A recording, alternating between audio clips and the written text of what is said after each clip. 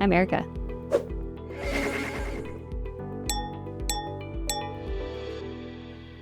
Let's do some GRE work rate questions.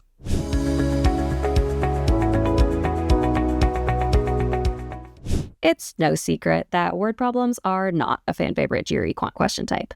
And it's really not a secret that work rate is a particularly challenging type of GRE word problem. But GRE work rate questions are a lot more bark than they are bite. You can solve any problem with just 2 equations, and almost all problems lend themselves to one user-friendly problem-solving approach. In this video, we're going to work through 3 levels of GRE work rate questions. 1 easy question, 1 medium question, and 1 hard question, where the hard question is particularly nasty, stumping 63% of target test prep GRE students. But we're going to solve all 3 questions with the same approach and the same 2 equations. Before we jump in, make sure to ring the notification bell for new videos from me every Wednesday. We'll start with the easy question to introduce our approach to work rate and our 2 work rate equations. If you want to try this problem on your own, you can pause the video here because I'm going to jump right in. So this is the stereotypical work rate problem setup. We've got 2 hoses working together to fill a pool with water. So we should be able to identify it as a work rate problem almost immediately.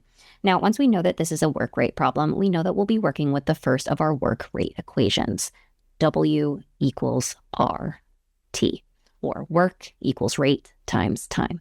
Now, if you're familiar with distance rate problems, you know the corresponding equation, distance equals rate times time, or D equals RT, which many test takers remember as dirt. Well, I like to think of this equation as WORT.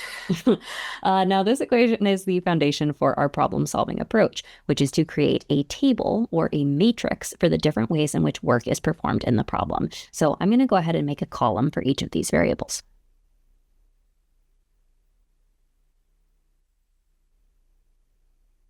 And now as I read the question stem, I'm going to create rows for the different ways in which work is performed, filling in the cells as I go. Okay, starting with the first sentence, the hose at the front of the house can fill the pool in 10 hours. Okay, this is going to be my first row. I'm going to call it F for the front of the house. Now, I know that it fills the pool in 10 hours, so 10 is obviously my time, but what else can I fill in? Well, hose F fills 1 entire pool. So that is the work being accomplished. 1 pool. Okay, let's move on to our second sentence. The hose at the back of the house can fill the pool in 6 hours. Okay, new row. Calling this B for back of the house.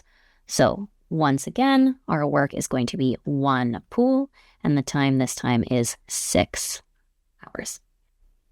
All right, moving on to our last sentence. If both hoses were used together, how long would it take to fill 4/5 of the pool? Okay, now here we are going to have our third row for the hoses together, front and back, or F and B. Okay, now note here, we are not filling 1 whole pool. We are filling 4/5 of the pool. And we are trying to find how long would it take. So we are solving for the time. I'm going to go ahead and mark that on my matrix so I solve for the right thing. All right, so I've processed my question stem. Where do I go from here? This is where the matrix is going to start to come into play. We can see that in the F and B rows, I have 2 out of the 3 cells filled in, or I know 2 of the 3 variables, W and T, work and time. This means that I can solve for the third cell, or the variable for rate in each one. Okay, I'm going to go ahead and do that for the front of house hose. All right, pulling the equation out, I see that my work 1 is equal to rate unknown times time, which is 10.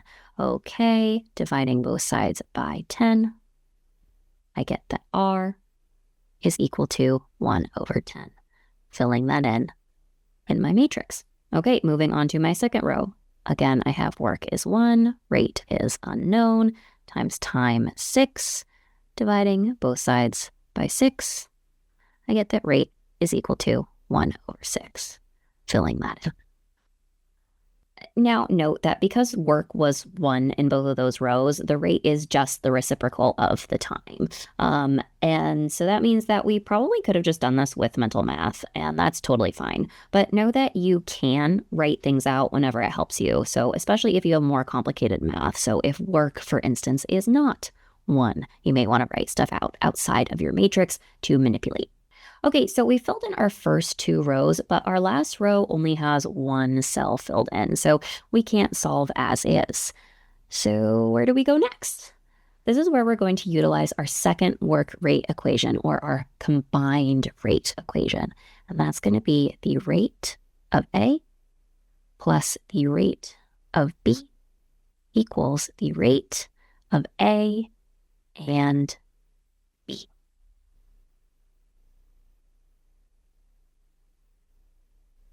Okay, so what does this mean? Our second work rate equation is based on the principle that rates are additive. When 2 workers work together, their respective rates can be added to get their combined rate. So if we, for instance, have 2 workers, A and B, we can add the rate of A working independently to the rate of B working independently to get the rate of A and B working together. Now, notably, this also holds true when workers are working against each other or in opposition to each other, except that one rate will be negative to represent working in the opposite direction. But that is not relevant to this problem. We have things working together. So now, applying this equation to our problem, we have the rate of hose F working independently and the rate of hose B working independently. This means that we can add down the rate column to get the rate of hoses F and B working together. So 1/10 plus 1/6. We're going to need a common denominator. So multiplying by 3/3 here to get 3/30. Multiplying by 5/5 here to get 5/30. Adding that together for 8/30, which reduces to 4/15. Okay, now that we know our combined rate for hoses F and B is 4/15, we have 2 cells in our final row, meaning we can solve for the third. Okay, pulling this out of the matrix so we can manipulate. Our work is 4/5. It equals the rate, 4/15, times our time, which we do not know. All right, manipulating, we are going to multiply it by the reciprocal of 4/15 in order to divide by 4/15. That is going to cancel on the right side. On the left side, the 4's cancel. We're going to pull a 5 out of that 15th, leaving us with a 3. So 3 equals T. We can fill that in our matrix, and we see that it will take 3 hours for hoses F and B, or the front and back of house hoses combined, to fill 4/5 of the pool. So our correct answer is B. Now that we're warmed up, let's attack the medium difficulty question. This question trips up twice as many target test prep students as the last one, and I've tweaked it to make it slightly more challenging. Okay, once again, feel free to pause if you want to try this one on your own. Okay, like the last question, we've got something being accomplished, in this case, a desk being built in some amount of time. That is a work rate question. So I'm going to go ahead and start building out my work rate matrix. And while we do that, we're going to go ahead and notice something else about this problem. And that is that there are no numbers in it. There are letters or variables. And that means that the answer choices are expressions composed of those variables rather than numbers themselves. Now, taking a problem from arithmetic to algebra is a classic move to level up the difficulty of a problem. Now, there are a couple of ways that we can handle this. We're going to start with kind of the more straightforward option, and then we'll explore a different option, but both are going to use our matrix approach. Okay, let's break down our question stem just like last time. Okay, Paul can build a desk in X hours. All right, we're going to start our first row for P for Paul. All right, once again, our work is 1, but instead of 1 pool, it is 1 desk. But now our time is X hours, so filling in our variable instead of a number.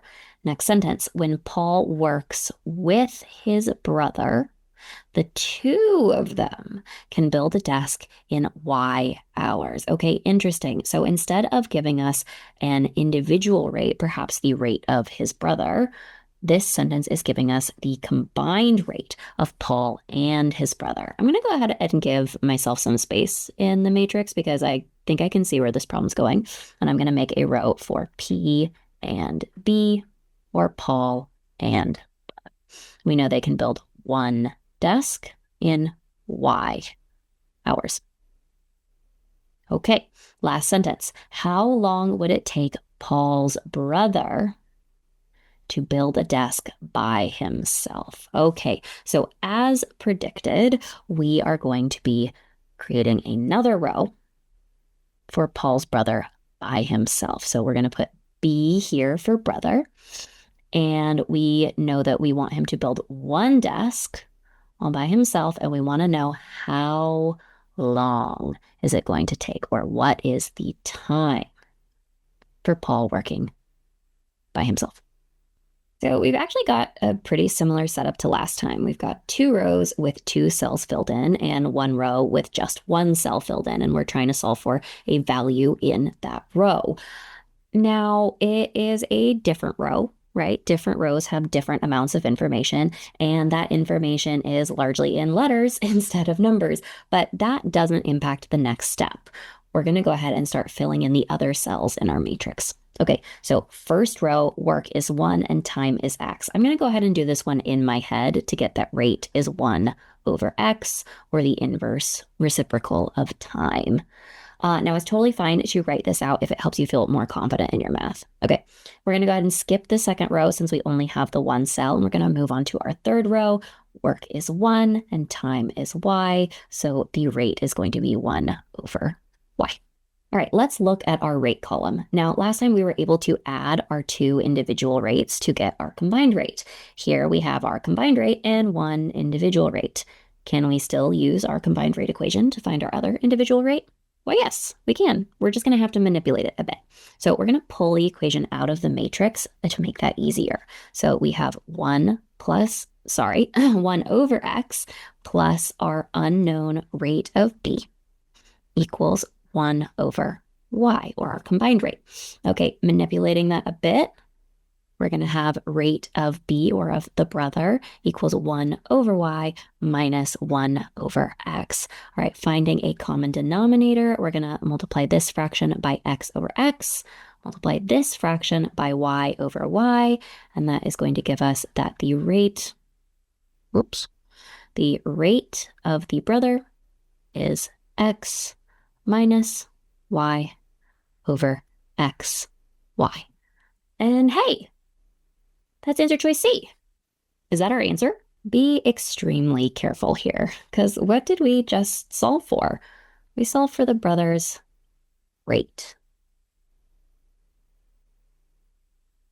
We want the brother's time. All right, now this is a classic answer trap. If you see my video on 7 mistakes you cannot make if you want a high score, you know that most students get questions wrong in the first 30 seconds of the problem or the last 5 seconds of the problem. And intermediate solution answer traps like this one are the prototypical example of tripping at the finish line. So this is why we want to be sure that we set ourselves up for success by intentionally and visibly noting in our work what exactly we're solving for, and then checking back before submitting our answer to make sure that we did in fact solve for the right thing. Okay, now that we have narrowly avoided solving for the wrong thing, let's go ahead and finish solving for the right thing. All right, we have the work and the rate in row B. We can solve for the time in row B. Now, if we had more complicated math, we could write this out over here and manipulate, but because we know that work is 1, we know that time is going to have to be the inverse or the reciprocal of rate. So time is going to be x times y over x minus y, or answer choice A. Now, what if we'd prefer to avoid algebra? Like I mentioned, there is another way to solve this one, which is the strategy of picking numbers. So we're going to pick simple numbers to replace x and y with, and we're going to solve the problem with those numbers instead of with variables. So I'm going to go ahead and choose numbers 5 for x and 2 for y. Now, notice here that I am choosing a smaller number for y than for x because y is the amount of time that it takes both Paul and his brother to build the desk together, they should build the desk faster working together. The math is going to get kind of nasty and not work very well if you don't do this. So make sure that you are choosing logical numbers. Okay, now that I have my numbers picked, I'm going to go ahead and fill in my matrix using those numbers. So Paul can build a desk in X hours, one desk in X equals 5 hours. Okay, when Paul works with his brother together, the two of them can build a desk in Y hours. Okay, so together they can build one desk in Y equals 2 hours. How long would it take Paul's brother to build one desk by himself? Once again, solving for time. Okay, now we can go ahead and solve for rate in our two rows where we have two cells filled in. So rate is going to be 1/5 here. Rate is going to be 1/2 here. All right, now we can use our combined rate equation. 1/5 plus the rate of the brother equals 1/2. Rearranging, rate of brother equals 1/2 minus 1/5. Finding a common denominator, we are going to get 5/10 minus 2/10, or 3/10. Filling that in right here. Okay, so once again, 1 equals our rate times our time. Our time is going to have to be the inverse of our rate. So here, the inverse of 3/10, or the reciprocal of 3/10, is 10/. Okay, moving on to our answer choices. Now we know that if we plug the numbers that we picked, so 5 and 2, into our answer choices, the correct answer should give us 10/3. Now, we could just start plugging numbers in and going through our answer choices one by one, but we can also just look at the answer choices and see which ones make sense. So, for instance, if we look at B, that's going to give us a whole number, obviously, so that's not going to be 10/3. D is going to have a 1 in the numerator. Looking at our remaining answer choices, 2 of them have X times Y, or 5 times 2, 10 in the numerator. So those make sense, but C does not. That's going to have a 3 in the numerator. And then taking a look at our denominators, this one's going to give us 3. This one's going to give us 7. So the only answer choice that gives us 10/3 is answer choice A, which is our correct answer. Time for the hard question. Like I mentioned before, this one is a doozy, with 63% of Target Test Prep GRE students getting it wrong. Now, I've adjusted it slightly for the purposes of this video, but it's still very, very hard. All right, last one. You know the drill. Feel free to pause the video if you want to try this one on your own. All right, this one literally has the word work in the first sentence. So we're going to go ahead and build our work matrix.